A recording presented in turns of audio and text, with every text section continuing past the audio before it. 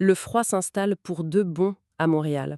On a cette petite buée qui sort quand on respire, le soleil plus bas, et on sent une espèce de fébrilité dans l'air. Mhm. C'est particulier ce sentiment qu'on a quand on voit les équipes de la ville commencer à installer les bandes dans les parcs. C'est le coup d'envoi non officiel de l'hiver, oui. Exactement.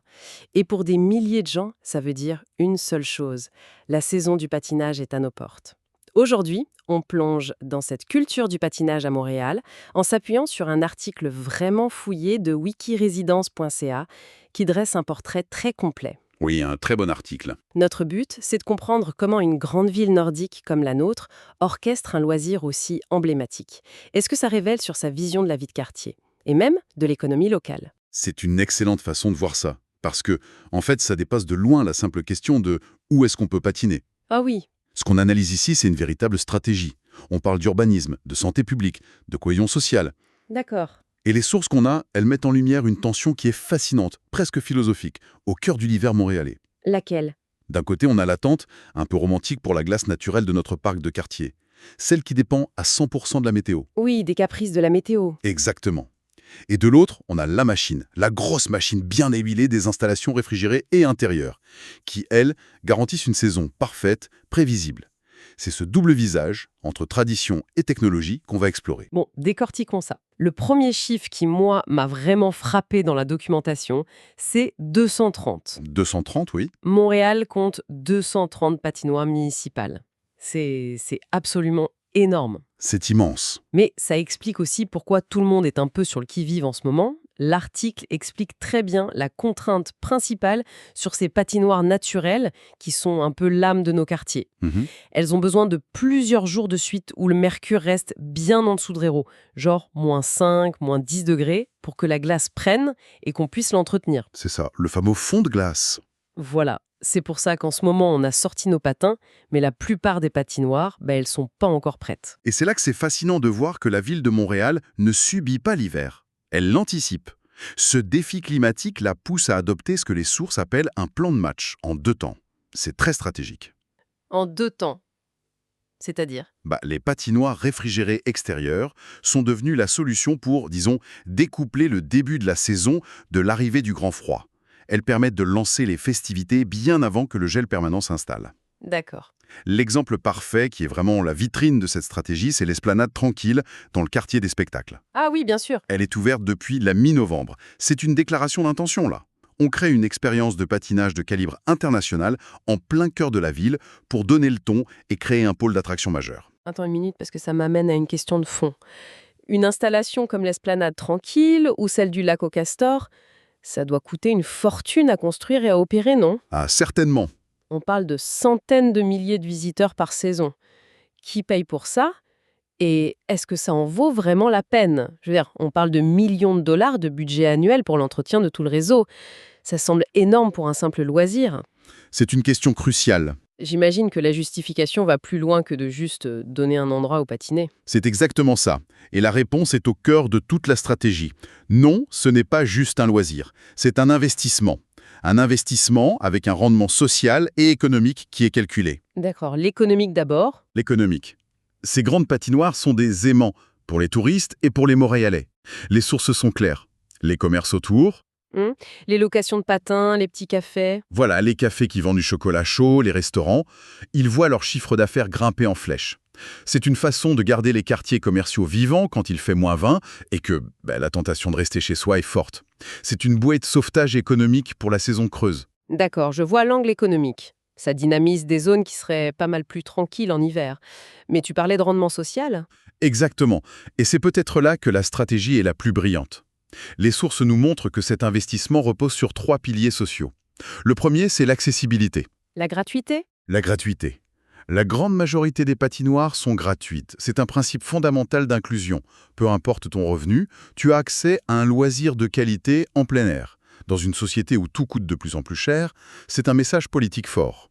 Le deuxième pilier, j'imagine, c'est la santé publique. Ça semble évident, mais Mais c'est essentiel. c'est une façon concrète de combattre la déprime saisonnière et la sédentarité. Pousser les gens à sortir, à bouger, à voir la lumière du jour, ça a un impact direct sur la santé physique et mentale. C'est de la médecine préventive déguisée en sortie familiale. précisément. Et le troisième pilier, c'est la vitalité des quartiers. Le tissu social. Tout à fait. Une patinoire, ce n'est pas juste une surface glacée, c'est le théâtre du quartier. C'est là que les enfants apprennent à patiner, que les ados flirtent, que les voisins se croisent. Ça crée de la vie. Ça transforme un parc qui pourrait être sombre et désert en un lieu de rassemblement lumineux et plein de vie. Ça tisse du lien. Et pour voir jusqu'où ça peut aller, l'article met en lumière l'initiative Bleu, Blanc, Bouge de la Fondation des Canadiens. Ah oui, c'est un super exemple ça. C'est un cas d'école.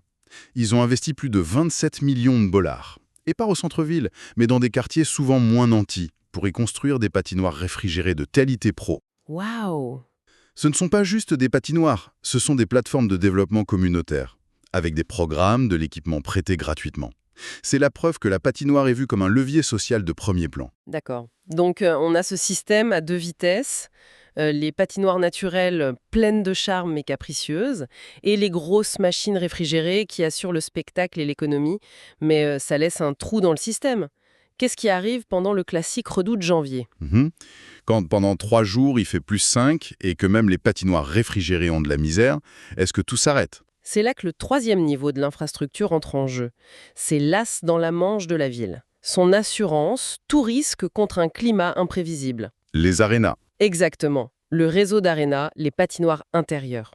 Les sources les décrivent comme l'épine dorsale de tout le système. L'épine dorsale. Oui, parce que c'est ce qui garantit un accès à une glace parfaite 365 jours par an, peu importe la météo. La liste fournie est impressionnante. Ça montre à quel point le maillage du territoire est serré. Tu peux donner des exemples? Bien sûr, on a le complexe sportif Claude Robillard dans Ahuntsic-Cartierville, l'aréna Maurice Richard, qui est un lieu mythique dans Mercier-Hochelaga-Maisonneuve, l'aréna Denis Savard à Verdun. Il y en a vraiment partout. Et leur rôle va au-delà du simple patinage libre, j'imagine. C'est la base de toute la culture du hockey. Absolument. Sans ce réseau, le hockey mineur, qui est une véritable religion au Québec, il ne pourrait tout simplement pas exister. C'est là que des milliers de jeunes s'entraînent chaque semaine. Ce sont des infrastructures sportives essentielles. C'est ça. Mais ça soulève une autre question. On voit que les arrondissements résidentiels sont bien couverts. Mais qu'en est-il du centre-ville? C'est une jungle de béton avec une densité de population énorme, beaucoup de travailleurs, de touristes. Où est-ce qu'on peut bien caser un aréna là-dedans? Exactement. Ah, mais les sources ont une réponse fascinante à ça. L'Atrium Le 1000. Voilà, le cas unique. C'est un cas complètement à part.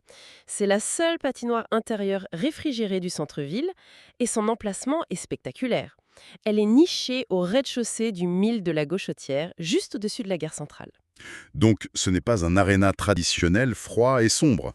Pas du tout, c'est tout le contraire. On patine sous un immense dôme de verre inondé de lumière naturelle.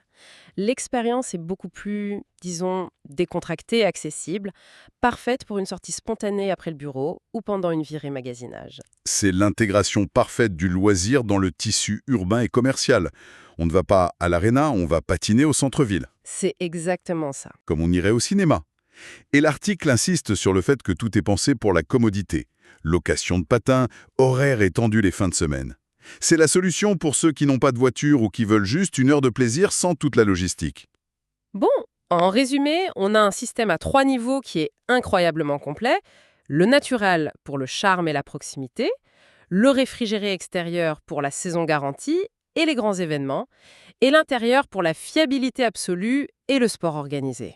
C'est un beau résumé. Mais concrètement, pour la personne qui veut juste aller patiner samedi après-midi, ça a l'air d'être un vrai casse-tête de s'y retrouver. Ça peut l'être, et c'est un point sur lequel les sources insistent beaucoup. L'erreur de débutant, c'est de penser que les horaires sont les mêmes partout, tout le temps. D'accord. En réalité, c'est une mosaïque complexe. Et cette complexité, ce n'est pas un défaut du système, c'est une caractéristique volontaire. Qu'est-ce que tu veux dire par là? Les exemples dans l'article sont très parlants. À l'aréna Étienne Desmarteaux, on voit des créneaux pour toutes et tous, mais aussi des plages horaires réservées aux adultes de 16 ans et plus en soirée, Ok, pourquoi? pour offrir une expérience différente. Les adultes qui veulent patiner vite sans avoir peur de tomber sur un enfant peuvent le faire. À l'aréna de Saint-Michel, il y a des matinées réservées aux aînés de 55 ans et plus. Pour leur offrir un environnement plus sécuritaire, plus social, j'imagine? C'est ça. À l'aréna Francis Bouillon, il y a même des plages en pleine journée la semaine pour les adultes. C'est une reconnaissance que tout le monde ne travaille pas de 9 à 5. Cette segmentation, c'est la preuve que la ville ne se contente pas d'offrir une surface de glace. Elle essaie d'adapter son offre au rythme de vie de ses différentes populations. Donc, cette variété d'horaires est en fait une bonne chose, mais ça vient avec une responsabilité pour la personne qui veut en profiter. C'est exactement ça. Et ça nous amène au conseil pratique le plus important de toute notre analyse, le truc à retenir absolument. Je t'écoute. Il est crucial de toujours vérifier les horaires sur le site web officiel de la Ville de Montréal pour l'aréna ou la patinoire qu'on vise, avant de mettre ses patins dans le sac. Toujours. Toujours.